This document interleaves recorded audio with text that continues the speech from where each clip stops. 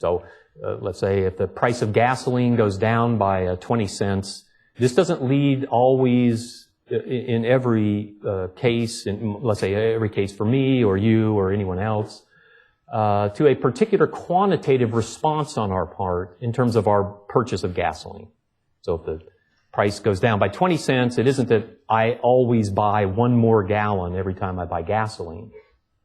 Right? There's nothing like that exists in human action. There's no constant connection between changes in the external factors that affect my action and the action that I choose to take.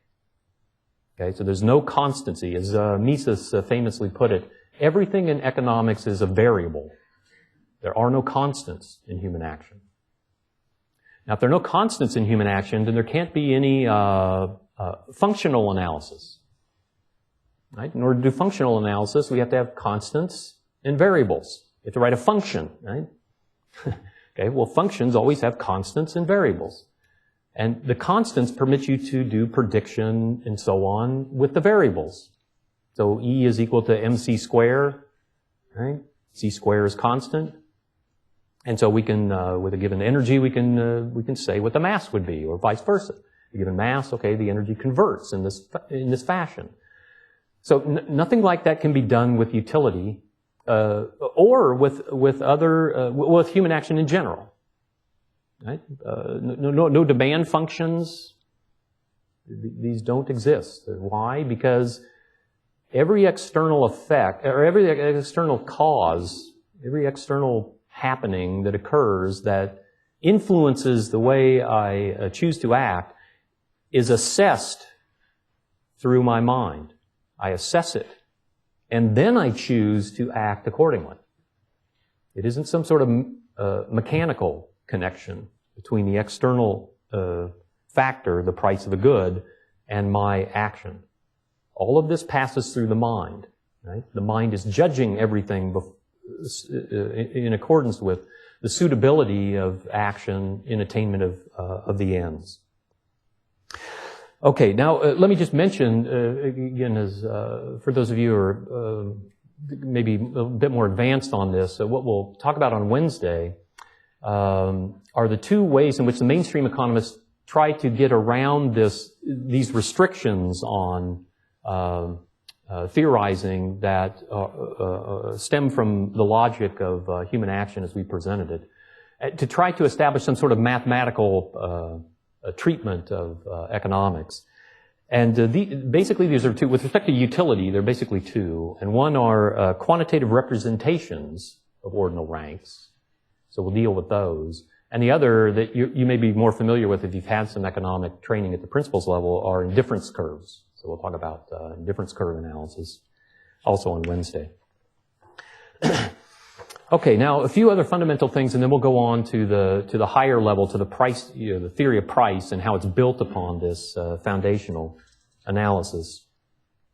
First, we need to point out that not only is value subjective in human action, so that we say, I value a tube of toothpaste, and so I go to Walmart and I buy a tube of toothpaste, and it satisfies my ends in particular ways, and this is where the value comes from. But so is cost.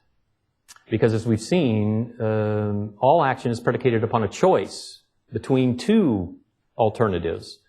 The one that I choose and the one that I would have chosen had the best alternative not been available to me. I choose to get the toothpaste, pay $2 maybe to buy a tube of toothpaste, instead of using the $2 to buy what I would have bought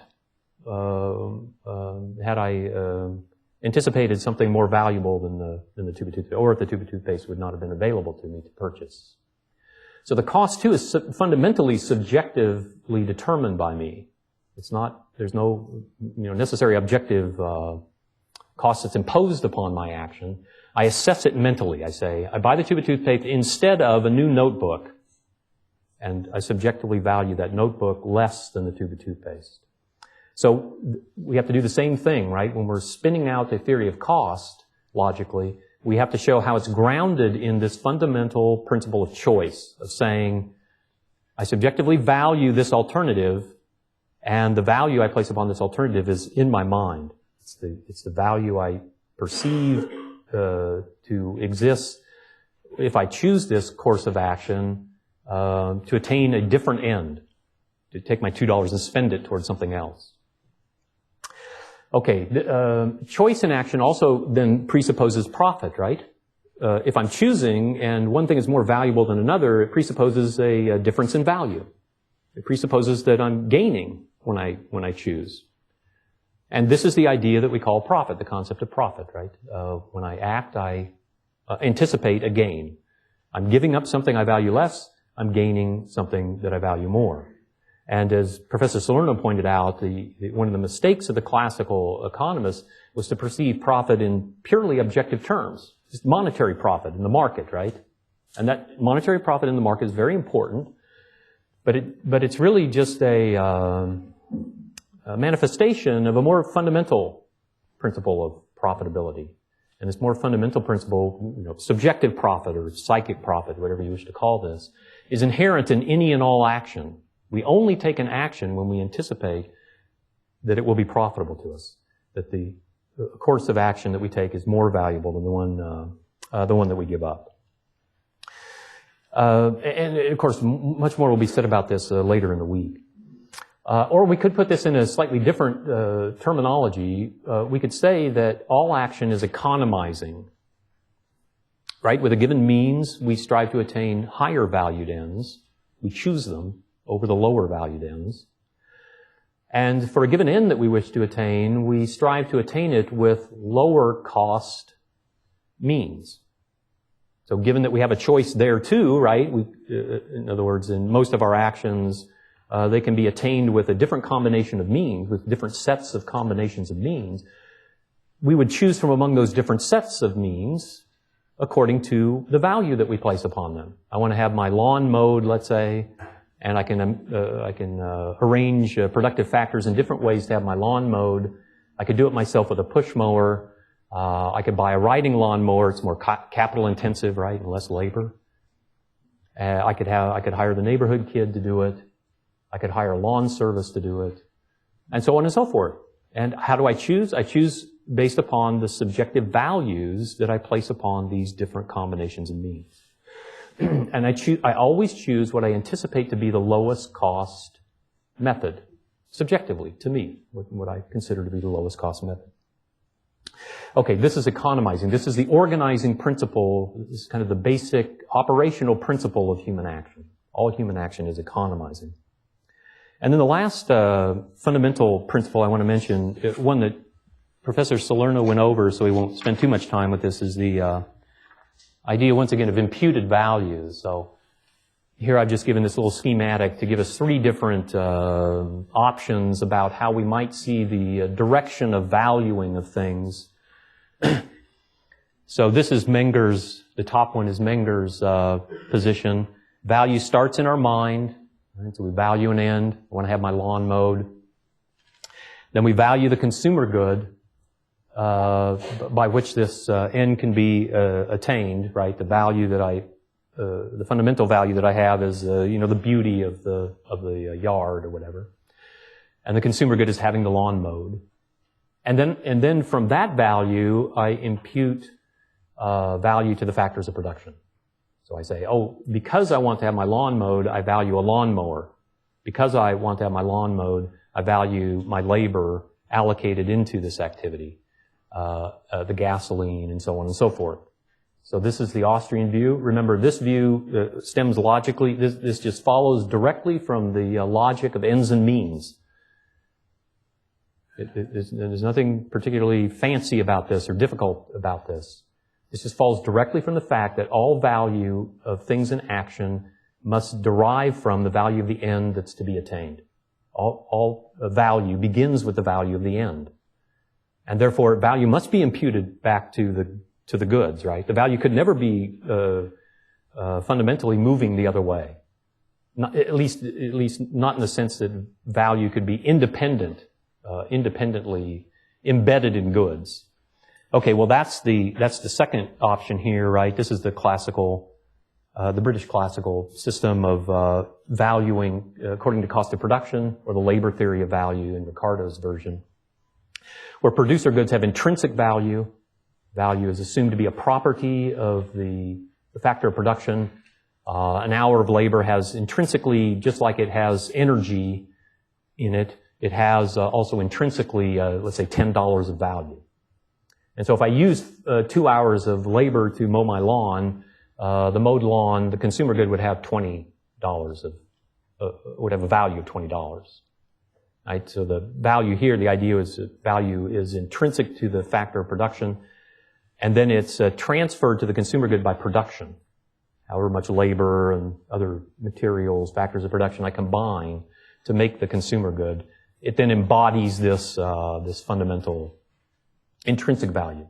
Now notice this cannot be correct. This cannot be correct because value, as we've seen, always emanates from the value of the end that is to be attained. And therefore this view must be ruled out immediately. Now, this third view is the neoclassical view, which says that the value of a consumer good, the price of the consumer good, the price of my lawn being mowed, $20 or whatever to mow my lawn, is jointly determined by the subjective value I place upon lawn mowing and the intrinsic value of the factors of production.